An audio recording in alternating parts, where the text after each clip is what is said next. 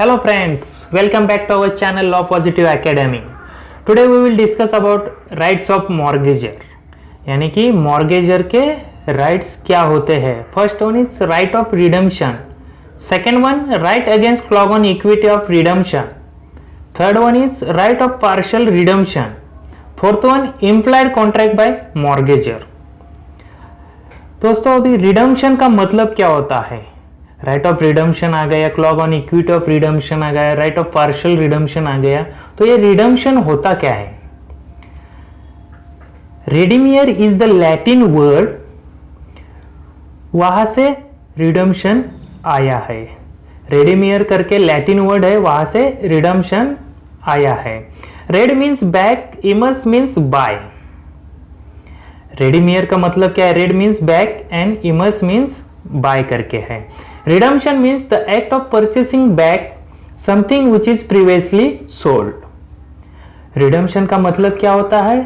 जो भी आपने अपना प्रॉपर्टी सेल किया हुआ है और वो आप दोबारा पाना चाहते हैं, उसी को क्या बोलते हैं, टर्म को रिडम्पशन बोलते हैं. अब आते हैं राइट ऑफ मॉर्गेजर क्या क्या है वो देखते हैं. First one is right of redemption. The mortgagor has right to take back the mortgage property after repayment of the loan. Mortgagor का क्या अधिकार बनता है. जो भी मॉर्गेज प्रॉपर्टी किया हुआ है मॉर्गेजी के पास, वो after repayment of the loan चुका देने के बाद वो वापस ले सकता है. When the mortgagor make a claim for the mortgage property after the repayment of the debt and mortgagee refuses to give back his property, the mortgagor has to approach the court. अगर mortgagee के पास जो भी mortgage property है वो पूरा loan देने के बाद, उसका डेट क्लियर करने के बाद, अगर मॉर्गेजी रिफ्यूज कर देता है मॉर्गेजर को कि उसका प्रॉपर्टी बैक करने में यानी वापस देने में, तब मॉर्गेजर क्या कर सकता है, कोर्ट को अप्रोच कर सकता है. सेकेंड वन आता है right against clause on equity of redemption.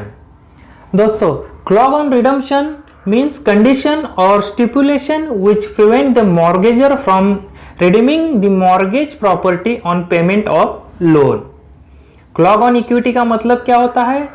It's a condition और स्टिपुलेशन. ये क्या है, condition which prevent the mortgagor को from redeem the mortgage property लेने के लिए कंडीशन डाला जाता है थ्रू मॉर्गेजी के थ्रू, और property on payment of the loan, तो उसी को क्या बोलते हैं, क्लॉज ऑन रिडम्पशन.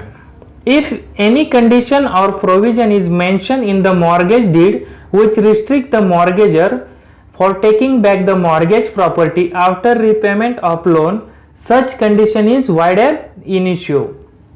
अगर मानो मॉर्गेजर ने मॉर्गेजी के पास कोई भी प्रॉपर्टी मॉर्गेज की हुई है और मॉर्गेजर मॉर्गेजी का लोन रीपे कर देता है, और मॉर्गेजी तब क्या करता है, मना कर देता है वो जो भी मॉर्गेज प्रॉपर्टी है मॉर्गेजर को देने के लिए, तब ये क्या होता है, ऐसी कंडीशन क्या होती है, वाइड एब इनिशियो, मतलब शुरुआती से वो वाइड होती है.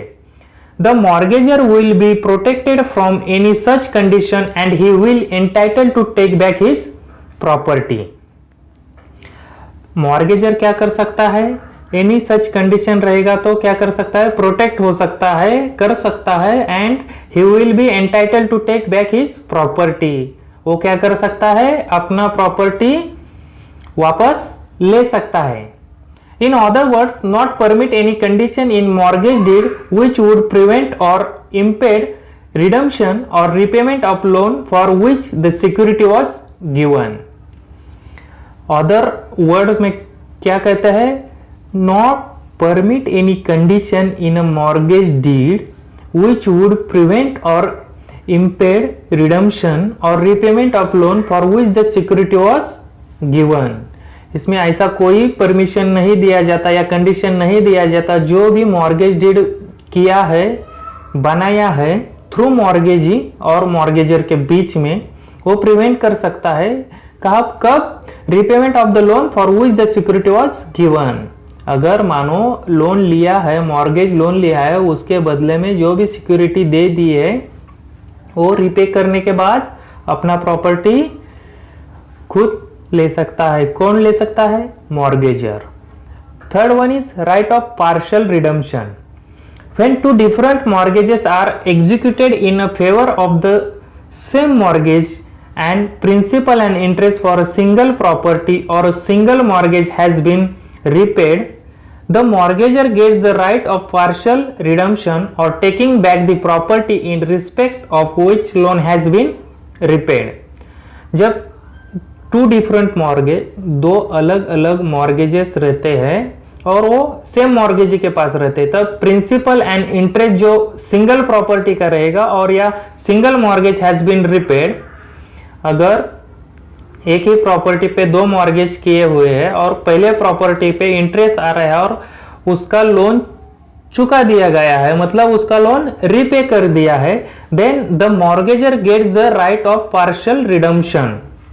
तब मॉर्गेजर को यह हक बनता है कि पार्शियल रिडम्पशन करेंगे या वो प्रॉपर्टी वापस ले ले, in respect of which loan has been repaid. लेकिन कब लेना है? जब भी लोन उसने रिपे कर दिया है तभी लेना है। Fourth one is implied contract by mortgagor. दोस्तों implied contract, law of contract में आपने तो पढ़ा होगा।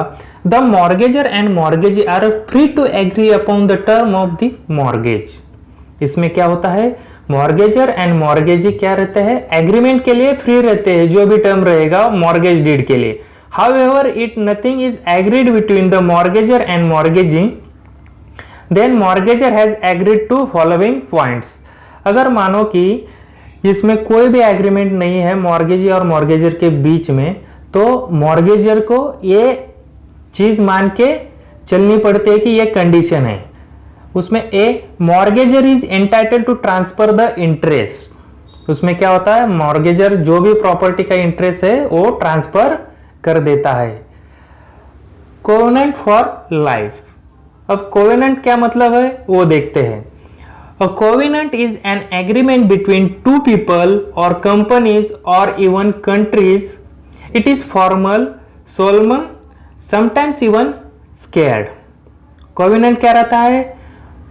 It's a agreement between two people. दो व्यक्तियों के बीच क्या रहता है? एग्रीमेंट रहता है, नहीं तो दो कंपनी या दो कंट्री, देश, इसमें रहता है। इट्स अ फॉर्मल रहता है। B Mortgager will assist the mortgagee to enjoy quiet possession. Mortgager क्या कर सकता है? मॉर्गेजी को असिस्ट कर सकता है कि जो भी पोजीशन लिया है मॉर्गेज प्रॉपर्टी का उसे आप एंजॉय कर सकते हैं। एंजॉय यानी कि यूज कर सकते हैं। मानो कि मकान दे दिया है, वो मॉर्गेज किया हुआ है, तो मॉर्गेजी क्या कर सकता है? उसका यूज कर सकता है। सी Mortgager will pay public charges in respect of mortgage property. Mortgager क्या कर सकता है? पब्लिक चार्जेस, मानो कि गवर्नमेंट का जो भी चार्जेस रहेगा वो मॉर्गेज डीड प्रॉपर्टी का क्या कर सकता है? वो खुद मॉर्गेजर पे कर सकता है, जो भी कोई आएगा वो। D mortgagor covenant as to payment of the rent due on prior encumbrances where the mortgage is a second or subsequent encumbrances on the property. Mortgagor क्या कर सकता है? Payment of the rent due to prior encumbrances, मतलब जो भी उससे rent आ रहा है वही प्रॉपर्टी मॉर्गेज किया हुआ है, उसे वो क्या कर सकता है? सेकंड और सब्सिक्वेंट इनकम्बरेंसेस ऑन दी प्रॉपर्टी कर सकता है। Thank you.